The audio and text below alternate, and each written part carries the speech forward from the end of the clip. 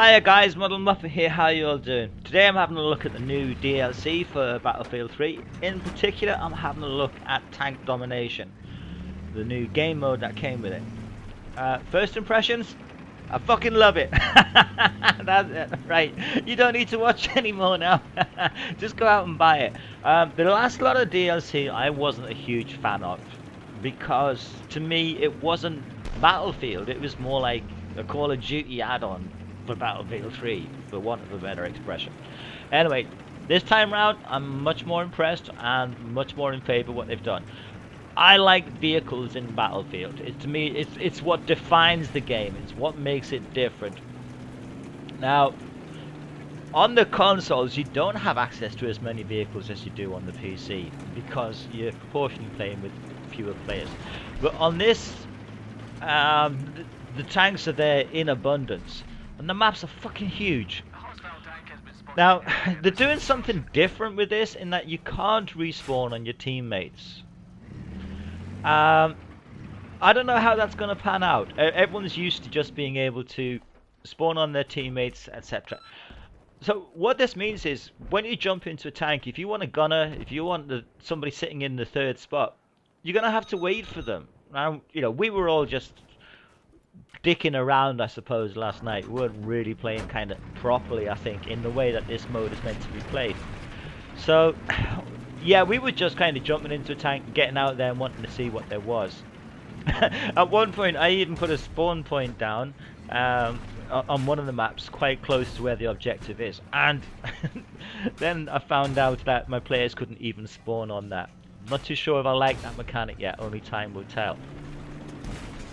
Anyway, the maps are huge. I'd put that, what do we call it, the SoFlam up there. And it was only when I got down into the game that I realised how big the map actually was. So a lot of time was spent last night, you know, trying to get an idea of the scale of the maps and this sort of thing. So you're not going to see some great gameplay or strategies or tactics on here. In fact, let's be honest, as anyone who watches my videos a lot will know, you're never going to see great gameplay or tactics or strategies. I am Mr. Average when it comes to games. Anyway. Yeah, I think I'm really going to love this mode. A lot of the guys I was playing with last night didn't like it. But then again, the guys that I normally play with, and much as I love them, and I do love them, tend to be more interested in, you know, doing jihadi jeeps, getting people's tags, kind of goofy stuff, I suppose. And I think that this mode, more than any others, is going to demand actual team play and coordination. Now, to me, that is a good thing, you know. So what does this game involve anyway, this game mode? It involves a huge fuck-off map, right? And there is one objective, so it's almost like a king of the hill type of thing. There's one place that the teams have to try and hold. And this is to encourage just one big tank battle, I suppose, around that point. And again, you know, I love that as a concept. Whether it will stand the test of time, well, only time will tell us. But I love this idea so much more than all that close quarter stuff. As I've said before, to me, that wasn't Battlefield. I don't know. With this game mode, though, you know, going back to that spawning thing, one of the things that defines Battlefield to me is to stick together as a squad. I'm not quite sure how I like this idea of not being able to spawn on teammates. I'm sure there are very good reasons behind it and it's very well thought out. But it was one of the things that I didn't like on the last load of DLC, the close quarters thing, is that it never felt like a team game. And I'm just wondering if this not being able to spawn together might also kind of have that sort of effect. Again, as I say, only time will tell. So we played quite a few games on the new DLC last night. There are some problems. A lot of people are saying that the rush mode is a bit flawed because the gunship is too powerful. And I can see that there is some validity in that. I think that may turn out to be a problem. Didn't get to play too much Conquest. You know, I haven't had a huge look at these. But this is the mode that appeals to me the most, both out of the last lot of DLC and this lot.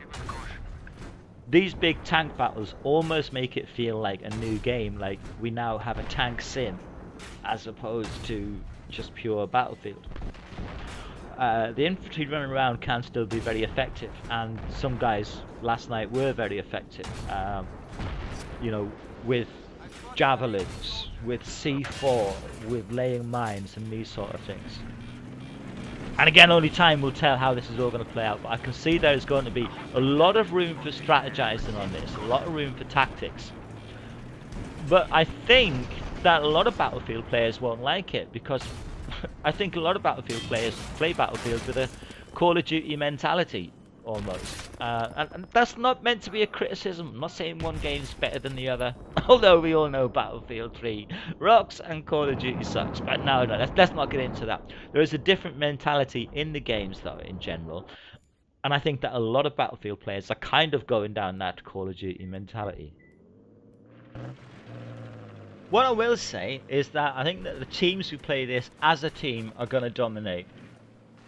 And actually, you know, rightly so. Teams that are using SOFLAMs and javelins, teams that are using guided shells, they're going to rock on this. I mean, you know, last night I would jump into the third seat of a tank, say to the driver, "You got your guided shell ready?" No, I don't have it. I think, you know, people are going to have to get used to the idea of working very, very closely together as a team.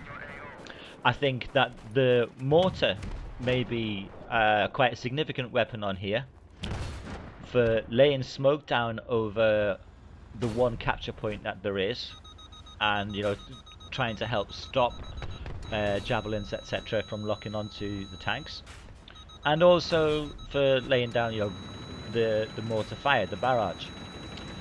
So yeah, it's going to be really interesting. I think the snipers will do pretty well on this mode as well, because there did seem to be quite a few guys who were running around trying to destroy tanks, like I say, either with C4, planting mines and all that sort of thing.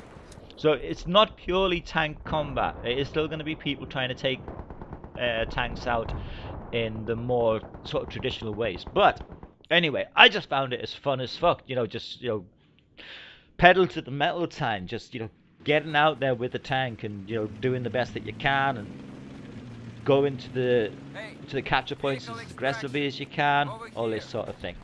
But teams are gonna do far better in this than they did in the close quarters stuff, which was really, that was all about Twitch reactions and being a Twitch shooter. So it's almost like these two DLCs have given us two very different games, which, you know, has to be very good value for those of you who like those different approaches.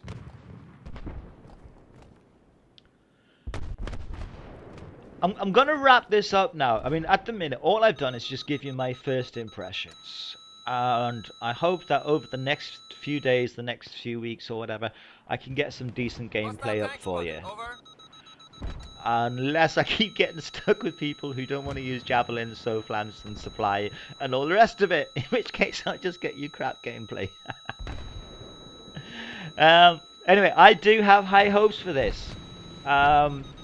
This really has invigorated my interest again in Battlefield, and this one mode more than anything else out of the new DLC. Do let me know what you think, guys. You know, post your comments, what your hopes and fears are for the direction of Battlefield, anything you agree with or disagree with about what I'm saying. I really always love to hear different people's opinions, whether they agree or disagree with me.